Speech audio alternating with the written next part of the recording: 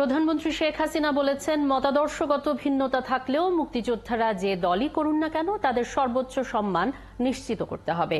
Fellowship award দিয়ে তিনি বলেন, ক্ষুদ্র নৃগোষ্ঠী, নারী, প্রতিবন্ধী সহ কেউ যাতে পিছিয়ে না থাকে সেজন্য সচেষ্ট সরকার। বলেন, দেশের ছেলেমেয়েদের মেধা বিকাশের সুযোগ করে দেবে সরকার।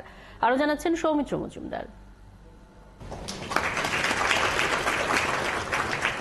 মেধাবীদের বিদেশে উচ্চশিক্ষার সুযোগ করে দিতে ১৯৯৬ সালে ক্ষমতায় এসে প্রধানমন্ত্রী ফেলোশিপ অ্যাওয়ার্ড চালু করেছিলেন শেখ হাসিনা। যদিও ২০০১-এ ক্ষমতায় এসে ফেলোশিপের অর্থ বন্ধ করে দেয় বিএনপি জামায়াত সরকার।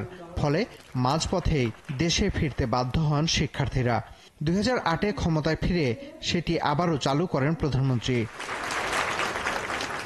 প্রতি বছরের মতো এবারও বিভিন্ন পেশার ৪৮ জন মেধাবীকে ফেলোশিপ অ্যাওয়ার্ড দিল সরকার। যে কোনো দেশের তুলনায় বাংলাদেশের শিক্ষার্থীরা বেশি মেধাবী হিসেবে উল্লেখ করে প্রধানমন্ত্রী বলেন, দেশের কোনো নাগরিক অবহেলিত থাকবে না। আমাদের এখানে ক্ষুদ্র নৃগোষ্ঠী আছে, প্রতিবন্ধী আছে, অটিস্টিক আছে এবং তাদের সকলেরই প্রতি আমাদের যথেষ্ট সহানুভূতিশীল। আমরা তারা যেন সমাজের সব রকম সুযোগ সুবিধা পায়। মুক্তিযোদ্ধারা জীবন বাজি রেখে দেশ স্বাধীন করেছেন। তারা যে দলই করুন না কেন তাদের সর্বোচ্চ সম্মান দিতে হবে। যারা মুক্তিযোদ্ধা তাদের এই আত্মত্যাগের মধ্য দিয়েই আমাদের বিজয় অর্জিত হয়েছে।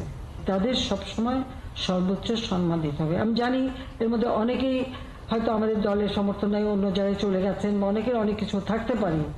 যে যেখানে যাক সেটা আমার কাছে বিবেচ্য না। আমার কাছে বিবেচ্য যে তারা তাদের সর্বস্ব ত্যাগ করে, নিজের জীবন দিয়ে, রক্ত দিয়ে এবং অনেকেই পঙ্গুত্ব বরণ করে এই দেশকে স্বাধীন করে বিজয় এনে দিয়েছে।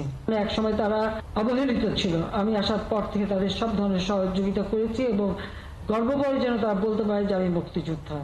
আমার মতামতের সাথে নাও থাকতে পারে, আমার দলে নাও থাকতে পারে, কিন্তু তারপরেও সে মুক্তিযোদ্ধা। কাজে আমার কাছে সবাই সম্মানিত, আর সেই সম্মানটা যুগ যুগ ধরে এদেশের মানুষ তাদেরকে দেবে, সেটাই আমরা চাই। প্রধানমন্ত্রী দৃঢ়ভাবে জানান, লাখো শহীদের রক্তে কেনা বাংলাদেশ কখনো ব্যর্থ হতে দেয়া হবে না। সৌমিত্র মজুমদার, ৭১, ঢাকা।